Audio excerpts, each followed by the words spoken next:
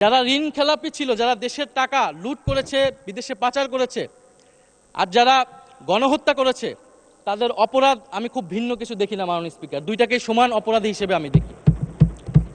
তাদের প্রধান একটা প্রচারণার অংশ বা প্রজেক্ট হচ্ছে ফ্যামিলি কার্ড। তো ফ্যামিলি কার্ডের আইডিয়াটা কি বা থিওরিটা কি? ফলে যদি আপনি গরিব মানুষকে টাকা দেন, 2000 টাকা দেন, 2500 টাকা দেন, সেই টাকাটা মানি রোল হবে, হাত বদল হবে, এভাবে অর্থনৈতিক একটা পরিবর্তন হবে। আমি যেরকমটা বুঝেছি মাননীয় অর্থমন্ত্রী, আপনারা তরুণদেরকে ইনভেস্ট করেন, আপনারা তরুণদেরকে ঋণ দেন, তরুণদেরকে টাকা দেন, তরুণদেরকে প্রশিক্ষিত করেন, সেই টাকা আপনি অর্থনীতিতে অনেক বেশি পাবেন। একজন তরুণ যদি কর্মক্ষম হয়, সে তার বাড়িতে 2500-এরও বেশি টাকা দিয়ে তার পরিবারকে সে দিতে পারবে। মাননীয় স্পিকার, প্রতি সপ্তাহে সর্বোচ্চবার বিকাশ পেমেন্টে 50 জন হবেন পেমেন্ট চ্যাম্পিয়ন। জিতে নিন টিভি সহ আকর্ষণীয় সব প্রাইজ। 2008 সালে আওয়ামী লীগ সরকার ক্ষমতায় আসার পরে আমরা জানি গত 16 বছর কি হয়েছে। রাজনৈতিক ক্ষমতা কুক্ষিগত হয়েছে, দলীয়করণ হয়েছে। রাজনৈতিক ক্ষমতা কুক্ষিগত হওয়ার সাথে সাথে অর্থনীতিও কুক্ষিগত হয়েছে, সম্পদ কুক্ষিগত হয়েছে। ফলে অলিগার্ক শ্রেণী তৈরি হয়েছে, সিন্ডিকেট তৈরি হয়েছে। আপনি বিভিন্ন সেক্টরে যাবেন, 3-4টা কোম্পানি বাংলাদেশের সেই সেক্টরের সকল ব্যবসা নিয়ন্ত্রণ করছে। আমরা জানি কিভাবে ব্যাংক লুট হয়েছে, দেশের হাজার হাজার কোটি টাকা লোপাট হয়েছে। এই অলিগার্ক যেই অর্থনৈতিক ব্যবস্থা তৈরি হলো, সমাজে বৈষম্য তৈরি হলো এবং বাংলাদেশের তরুণ যুবকরা তারা কোনো কর্মসংস্থান পাচ্ছে না। 2024 সাল, বাংলাদেশের বিশ্ববিদ্যালয়ের ছাত্ররা, তরুণরা রাস্তায় নেমে আসলো কোটা সংস্কারের দাবিতে। 2018 সালেও নেমে এসেছিল, এর আগে ভ্যাট বিরোধী আন্দোলনে নেমে এসেছিল। এবারের আন্দোলনের নাম বৈষম্য বিরোধী ছাত্র আন্দোলন। আমরা খুবই সুপরিকল্পিতভাবেই এই আন্দোলনের নাম দিয়েছিলাম বৈষম্য বিরোধী ছাত্র আন্দোলন।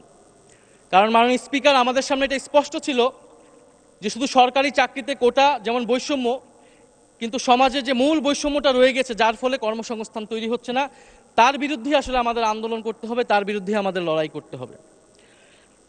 মাননীয় স্পিকার, বৈষম্য বিরোধী ছাত্র আন্দোলনের মধ্য দিয়ে গণ অভ্যুত্থান সংগঠিত হলো এবং স্বৈরাচারী শেখ হাসিনা সরকারের পতন ঘটল। প্রতি সপ্তাহে সর্বোচ্চবার বিকাশ পেমেন্টে 50 জন হবেন পেমেন্ট চ্যাম্পিয়ন। জিতে নিন টিভি সহ আকর্ষণীয় সব প্রাইজ। আমাদের এই যে বর্তমান সময়, এই সময় অর্থনৈতিক সংকটে আমার কাছে মেজর ক্রাইসিস 3টা। একটা হচ্ছে কর্মসংস্থান তৈরি, দ্বিতীয়ত হচ্ছে ব্যাংকিং খাত সংস্কার এবং তৃতীয়ত হচ্ছে আমাদের যে বিদ্যুতের যে চুক্তিগুলো হয়েছে, বিদ্যুতের দাম যে বেড়ে গিয়েছে, সেটাকে আমরা কিভাবে আবার কমিয়ে আনবো, সহনীয় পর্যায়ে আনবো। মাননীয় স্পিকার, সরকারের নির্বাচনী প্রচারণা এবং এই বাজেট, তাদের প্রধান একটা প্রচারণার অংশ বা প্রজেক্ট হচ্ছে ফ্যামিলি কার্ড। তো ফ্যামিলি কার্ডের আইডিয়াটা কি বা থিওরিটা কি? বলা হয়ে থাকে যে গরিব মানুষকে যদি আপনি 100 টাকা দেন, সে 100 টাকার পুরোটাই সে খরচ করবে নিজের জন্য কিছু কেনার জন্য। সে সেটা সঞ্চয় করবে না, বিনিয়োগ করবে না, সে খাবার কিনবে বা তার নিত্য প্রয়োজনীয় কিছু জিনিস সে কিনবে। ফলে যদি আপনি গরিব মানুষকে টাকা দেন, 2000 টাকা দেন, 2500 টাকা দেন, সেই টাকাটা মানি রোল হবে, হাত বদল হবে, এভাবে অর্থনৈতিক একটা পরিবর্তন হবে। আমি যেরকমটা বুঝেছি মাননীয় অর্থমন্ত্রী। তো ফ্যামিলি কার্ডের এই যে থিওরিটা এবং এই যে 41 লক্ষ এবং পরবর্তীতে এটা কয়েক কোটি, 2 কোটি পরিবারকে দেওয়া হচ্ছে, এর ফলে রুরাল অর্থনীতিতে টাকা ঢুকছে, এটা সত্য। কিন্তু মাননীয় স্পিকার, এই ফ্যামিলি কার্ড বা এই প্রজেক্টের মাধ্যমে আপনি কনজামশন ডিমান্ড তৈরি করতেছেন, আপনি কিন্তু প্রোডাকশন ডিমান্ড বা ইনভেস্টমেন্ট ডিমান্ড তৈরি করতেছেন না। সে টাকা দিয়ে কিনবে প্রোডাক্ট, সেই প্রোডাক্টটা সে ইন্ডিয়ান প্রোডাক্ট কিনবে, চাইনিজ প্রোডাক্ট কিনবে, কারণ এই দেশে তো প্রোডাকশন আপনি বাড়াচ্ছেন না, কিন্তু তাকে আপনি কনজামশনটা বৃদ্ধি করে দিচ্ছেন। ফলে আমাদের এই সময় প্রয়োজন ছিল ইনভেস্টমেন্ট ডিমান্ড তৈরি করা সোসাইটিতে। প্রতি সপ্তাহে সর্বোচ্চবার বিকাশ পেমেন্টে 50 জন হবেন পেমেন্ট চ্যাম্পিয়ন। জিতে নিন টিভি সহ আকর্ষণীয় সব প্রাইজ। অর্থনীতিতে প্রোডাকশন ডিমান্ড তৈরি করা, মিডল ইকোনমি তৈরি করা, ক্ষুদ্র এবং মাঝারি শিল্পের বিকাশ তৈরি করা। কিন্তু আপনি যেটা করছেন, কনজামশন ডিমান্ড তৈরি করছেন। এর ফলে আপনাকে কি করতে হবে? আমদানি করতে হবে এবং আপনাকে উচ্চ মূল্যস্ফীতি হয়ে যাবে এবং আপনি একটা নির্ভরশীল জনগোষ্ঠী তৈরি করছেন, যেখানে আমাদের বাংলাদেশের এই মুহূর্তে সবচেয়ে সম্ভাবনার জায়গা হচ্ছে তরুণরা। ডেমোগ্রাফিক ডিভিডেন্ডের সবচেয়ে স্বর্ণ সময় আমরা পার করছি মাননীয় স্পিকার। আমার দরকার ছিল তরুণদেরকে ইনভেস্ট করা। জিয়াউর রহমান যেরকম সাউথ কোরিয়ার সাথে চুক্তি করে তরুণদেরকে প্রশিক্ষিত করেছিল এবং পোশাক শিল্পের মাধ্যমে একটা মাঝারি এবং ক্ষুদ্র শিল্পের বিকাশ ঘটিয়েছিল, এরকম কোনো পরিকল্পনা কিন্তু মাননীয় স্পিকার আমরা এই বাজেটে পাইনি। আপনারা তরুণদেরকে ইনভেস্ট করেন, আপনারা তরুণদেরকে ঋণ দেন, তরুণদেরকে টাকা দেন, তরুণদেরকে প্রশিক্ষিত করেন, সেই টাকা আপনি অর্থনীতিতে অনেক বেশি পাবেন। একজন তরুণ যদি কর্মক্ষম হয়, সে তার বাড়িতে ২৫০০-এরও বেশি টাকা দিয়ে তার পরিবারকে সে দিতে পারবে মাননীয় স্পিকার। ফলে আমাদের যেই